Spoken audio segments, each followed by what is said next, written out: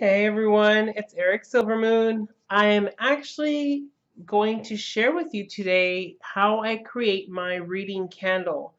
I recently finished the reading candle that I had this past Saturday at a group reading.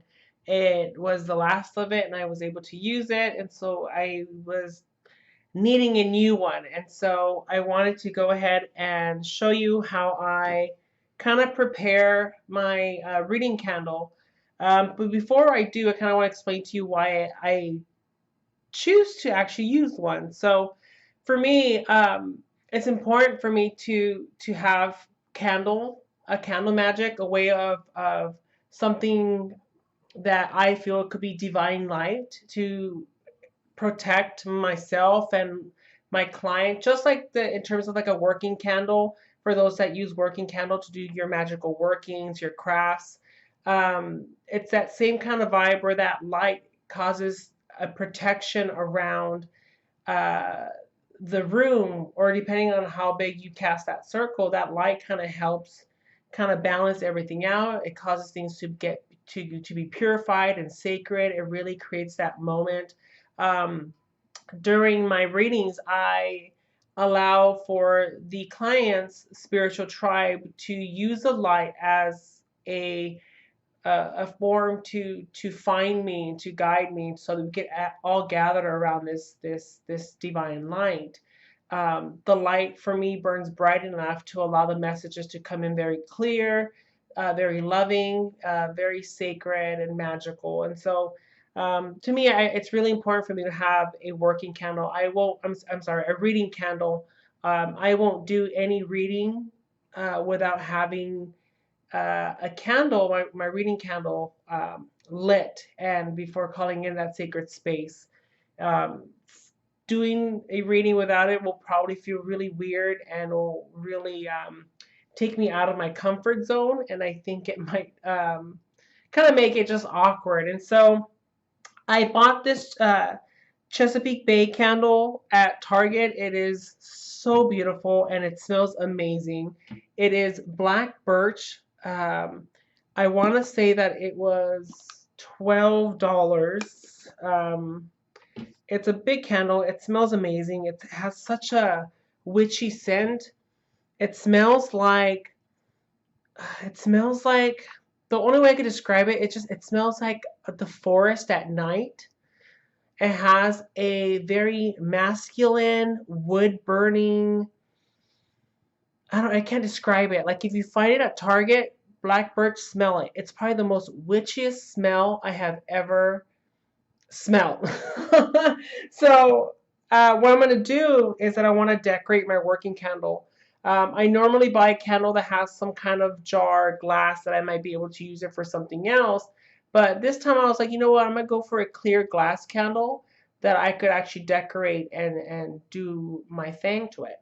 So what I'm gonna do is I'm gonna take the actual black birch label. It seems to be peeling off very nicely. Didn't leave any residue, anything. And I'm going to decorate the sides of it. I have these things I printed on the internet on sticker paper. And I'm just going to go ahead and peel them and kind of just put them around. Let me see if I could peel it. And this sticker paper I got either at Staples or Office Max. And it just kind of peels off clear like that. Prints any images. And I'm just going to put it towards where I kind of feel it. And so it's going to look like that. And it goes on kind of clear. You can still kind of see the sticker, but it just gives it a really cool look. And I'm going to put the moon on the opposite side. I'm going to put that right here. Just like that. And I'm going to put the crescent moons right on each side of here. So crescent moons to me are more sacred than a full moon. I actually have, and this is something that people don't know about me, I actually have a crescent moon birthmark on my stomach. And I like to think that it symbolizes something very special. So I'm actually see, no, I kind of like it there. Um, and so let me get the other crescent moon and then just put it on this side here. So just kind of gives it a really cool look to it. I like it. Just gonna keep it simple. So the top of it, oh my god, it just smells so good even without burning it. So I can't wait. So I know this one here, I kind of have to cut the wicks. I like to cut them at a little angle. And what I'm going to do now is, it's really simple. It's going to be a very quick video. I have 3 citrine chips, and I'm going to just drop them in there. Eventually, they're just going to blend. I'm going to press them down. Eventually, they're just going to be kind of burned in there, melted within. Oh, it smells wonderful. I always dress them with lavender. And so I'm going to put lavender. And just a little, I'm going to squeeze them with my fingertips and just dress the candle with lavender. Go all around. And I'm keeping the intent of just something very special, something that is magical, and it's going to release just this feeling of love and magic and sacredness that I want to bring into my reading space. And the last thing I'm going to put is mugwort. I absolutely love using mugwort. I have a whole bag full of it, but I tend to use it a lot. And so I'm going to grab a little bit of this and do the same. Just sprinkle it in here, keeping the intent of just having this really witchy vibe. And for me, it's really important to have something that makes me comfortable during readings because it keeps me grounded. If I'm too out of my element, then it completely messes with my head, and it could really be detrimental to my readings because I'm going to be too distracted. So having something with me and creating that space makes it comfortable when I'm out of my actual like office and home, like if I'm actually somewhere else. And so as you can see right now, it just has the herbs, it has the citrine in there, and then the candles nicely decorated. um, I'm starting to get these that have the lid so I could close them. The other candle that I got didn't have a lid, and so what I found out when I was driving that the wax hasn't set when I had it in my tote bag, and it actually got candle wax all over my stuff. I mean, I did have my tarot decks protected, but I did have to throw away the fabric because it was just all over that, my incense, and so it was not fun. So at least this time I kind of learned from it. I'm going to be able to use this to make sure that the candle wax stays inside. It's a really nice black lid. So the way that I actually bless my candle is that I desensitize my hands. I put my hands over the candle and I just allow my energy to release positive spiritual light. I pray over the candle. I encode within it the purpose of it.